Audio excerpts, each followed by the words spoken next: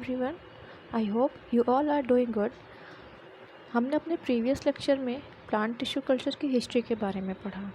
इस वीडियो में हम प्लांट टिश्यू का कल्चर जिस लैब में करते हैं उस लैब का ऑर्गेनाइजेशन कैसा होना चाहिए उसके बारे में पढ़ेंगे।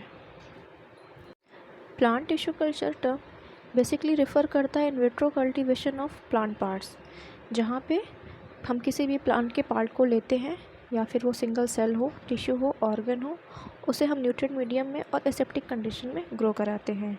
कल्चर में जो प्रिंसिपल इन्वॉल्व होते हैं वो बहुत सिंपल होते हैं।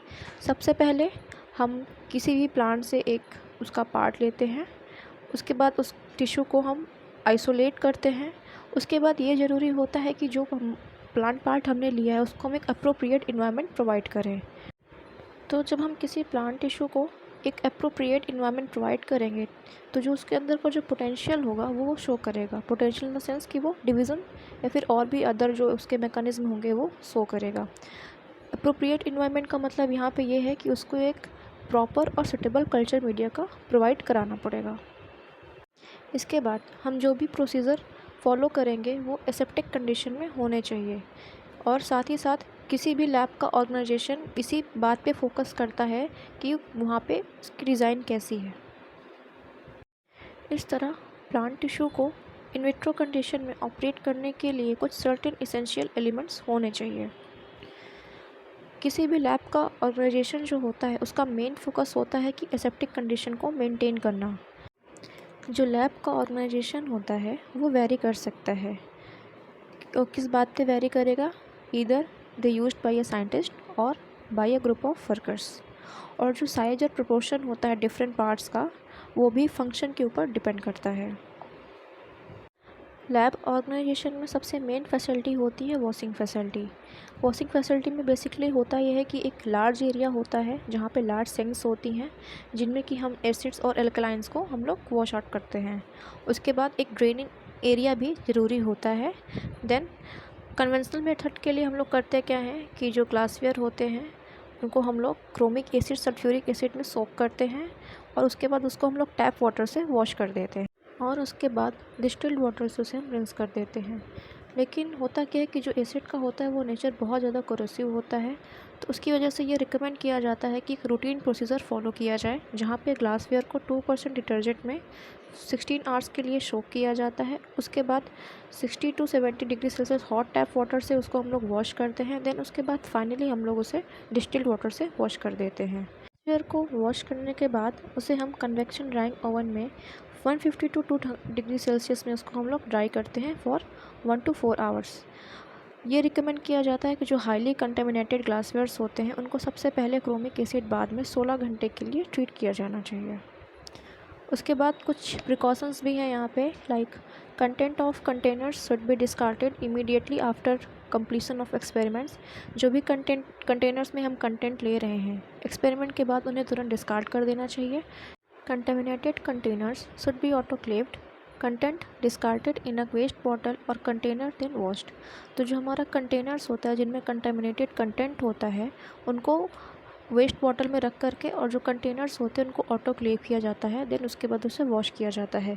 साथ ही साथ एक प्रिकॉशन और लेते हैं कि जो कंटेमिनेटेड जो मीडिया होता है उसको हम लोग जो लैब में जो सिंक होती है उसमें हम लोग उसको इम्पटी नहीं करते हैं। देन फ्लास्क और beakers used for agar based media should be rinsed.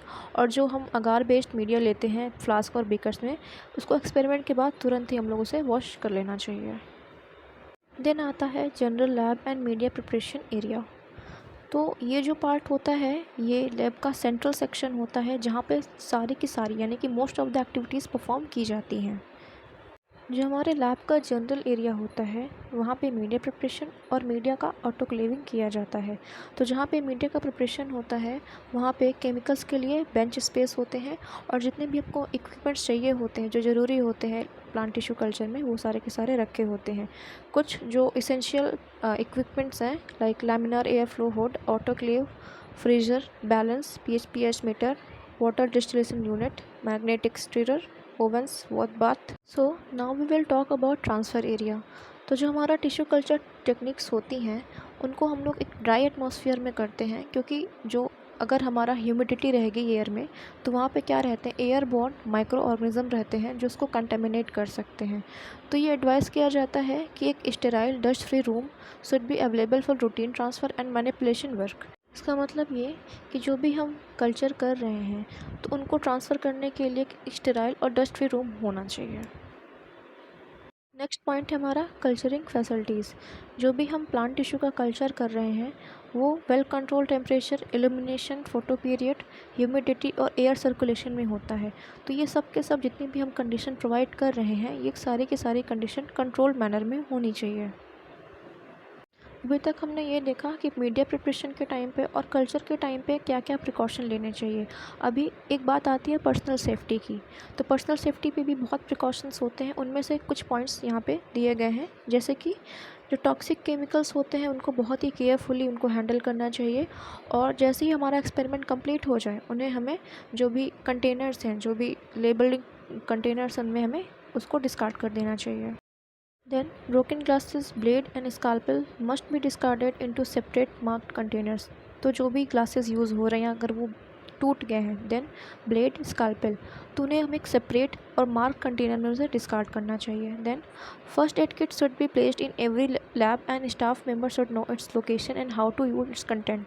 और किसी तरह की भी एक्सीडेंट से बचने के लिए सबसे पहले हमें प्रिकॉशन लेने चाहिए। इफ़ अगर कुछ एक्सीडेंट्स हो भी जाते हैं तो फर्स्ट एड किट हर लैब में होनी चाहिए, और जो भी स्टाफ मेंबर्स वहाँ पे वर्क कर रहे हैं उन्हें उसकी लोकेशन पता होनी चाहिए, और जो भी उसमें कंपोनेंट है फर्स्ट एड किट में उसका यूज़ भी सबको करना आना चाहिए। इसी के साथ ये वीडियो यहाँ पे ख़त्म होती है। Thank you for watching this video.